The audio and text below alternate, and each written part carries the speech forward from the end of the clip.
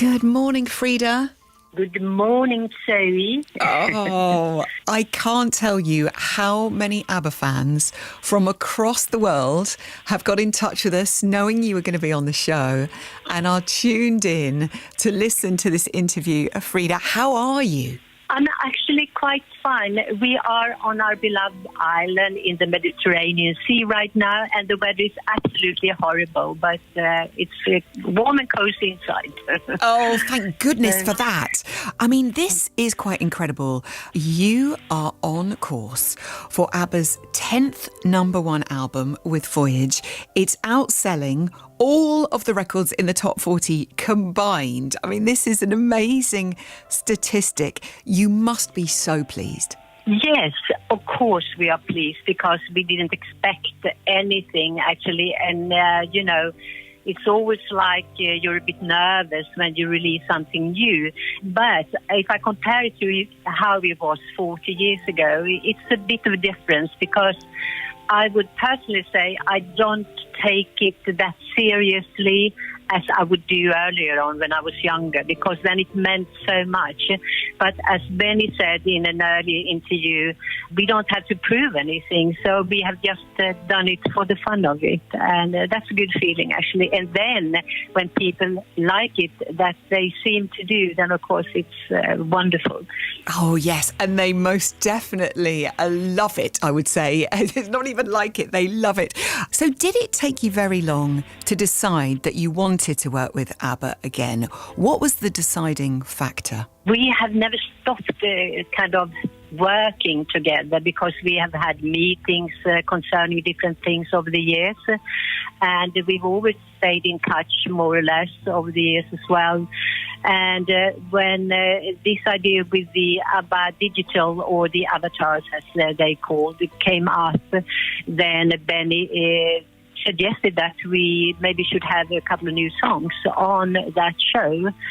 So that's how it started, and it was with anticipation. I went to Sweden into the studio to meet with the others because it's always fun to work together with them. So that was the feeling I had. I mean, comfortable, a little bit tense maybe, but we also decided on if it doesn't go well, then we don't have to release it. So how was it when you both started singing again, you and Agneta, when you have your voices together in that studio? Did it feel magical? It's always magical to sing together with Agneta because we have something special, as you know, not only voice-wise, but also as friends. Once we closed the door behind us in the studio, we felt at home, both of us. So what can I say? Coming back home again, having fun with my little sister. That's how it felt. I will read you some messages that have been coming in. I wonder if these four people even comprehend how loved they are. Thank you for the new album, Dear ABBA, says Mags, who's got in touch from Kent. I must say, lots of people saying happy birthday for Monday, Frida. A big day coming up. Oh, is that on Monday already? Oh, my God. I forget them nowadays.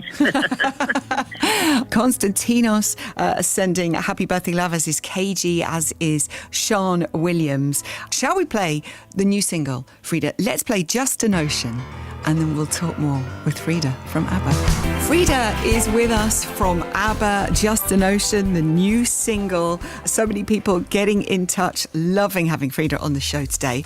An interesting question for you, Frida. How is it decided if you or Agneta take the lead vocal on certain songs? Is it to do with the vocal range? Is it if it's a ballad or a faster tempo, or who wrote the song? What's the process? You know, we actually go into the studio and rehearse first. Usually we sit in the control room and go through the lyrics and the keys.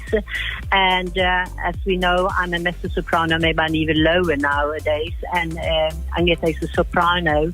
So as Benny writes the songs in a very big range, so to say, vocally, it kind of shows itself when we start to sing who is the better one on a song.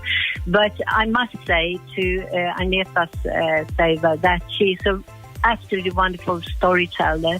She has something magical in her storytelling, which I'm unfortunately not have the same way, or maybe that is good, because that means that we kind of sing the lyrics and the songs in different ways. And as the fans also call it, when we come together, the third voice is very pregnant. And, if I not feel comfortable with the song, and I know that this would be perfect for Agneta, then I just say it. We are very honest with each other. I mean, I would never do anything that I know that maybe I wouldn't do so well as Agneta can. I must mention the track Bumblebee.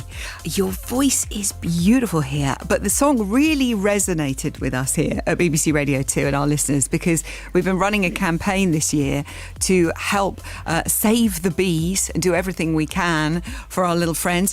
We know you're very passionate about environmental issues, but are you concerned as well about our bumblebees and our pollinators, Frida? Oh, I'm concerned about everything that happens in the world right now, like all of us are, I assume. I think we have a little queen in Sweden, Greta Thunberg, raising her voice for everything. And I'm very proud of her, I must say, this young person, getting all these young people with her. And I sing this song with my heart, because if we don't have the bumblebees or the bees in general, then we will not have a lot of other things either. So they are very important. Yes, let's play Bumblebee. Have a listen to this. This is beautiful.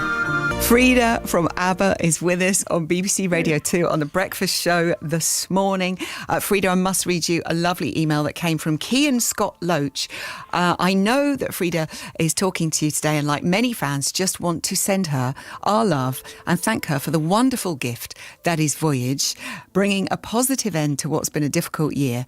Her vocals are just breathtaking, particularly Bumblebee, which is my new favourite ABBA track. Please keep singing and sharing your gift with the world. Cian has been an ABBA fan since the age of 8, Frida. Oh, wow. It's wonderful. Thank you so much. Oh, Cian. How does it feel being recreated as an avatar by George Lucas Industrial Light and Magic and this incredible team who've put this show together, Frida? It feels very, very good because of the fact that all the people working with us on this project are such wonderful and creative people. I mean, it's very exciting. I didn't know what to believe at the beginning, but getting into it, we understood more and more, because it was hard to comprehend, I must admit. But now we see some of the results, and I'm very excited about the whole thing. What can people expect to see next year when it opens? I actually wouldn't like to talk about that. So they have to go there and see for themselves. Because, as I said before, it's quite difficult to explain what it is.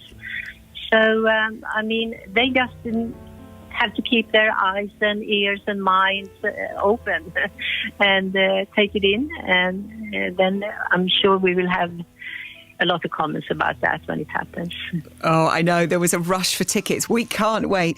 In the story of ABBA, Frida, how much of a role has the UK played, would you say? Oh, UK has been very, very important for us.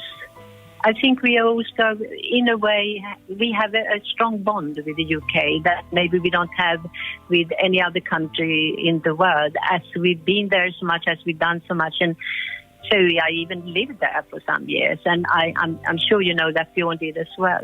So I have a strong bond to England, to UK, and especially to Henley-on-Thames, where I stayed for some years. And also there I met the man I live together now, been together with for 14 years. So I call him my bloody Englishman. And so that's how my life had turned to be a strong bonds connection with the UK. And you came to the UK's attention by winning Eurovision in Brighton.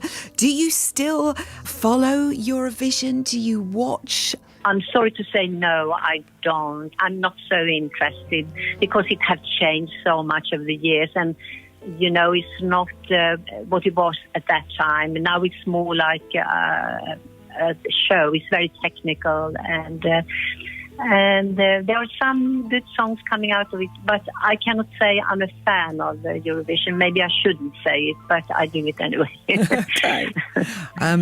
Frida, it's been made clear that Voyage and the stage show are the very last actions of ABBA.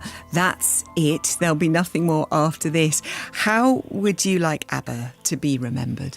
To answer to what you first said, I have learned to say never to say never, and I'm very surprised that Benny and Björn, and I cannot remember that we have probably said it must be the last thing we do, because also thinking of our ages, we are not young any longer, and you never know. But I would say again, you never know, so don't be too sure. But to answer your other question, how we want to be remembered, I want the band to be remembered like a band who made people feel something in their hearts when they listen to our music. I want to be remembered as a member of the band who helped people, to give them comfort, that gave them happiness, that we were there for them. We did it for them and for ourselves also as well, of course. But I'm so happy that people are so touched by what we do, apart from some very sour critics, but we don't care about them. We don't care about them at all, Frida. Oh, Frida, I can't tell you how, just what a privilege it's been to talk to you today. The fans worldwide have loved hearing from you. The album Voyage is out now. It really is something very, very special. The ABBA Voyage concert opens in May 2022. Frida, we're going to finish with an old ABBA song. Would you like to choose? Do you have, I know it's kind of an impossible task to choose a favourite, but one you particularly would like to hear this morning? Thank you for the offer. Maybe we should choose, I know, I Let the Music Speak. I love that song. Frida, thank you so much. Take care and love to the band. Wonderful to speak to you. Thank you, too. It has been a privilege talking to you as well. And bye, all fans. Love you a lot. Take care and have a lovely time.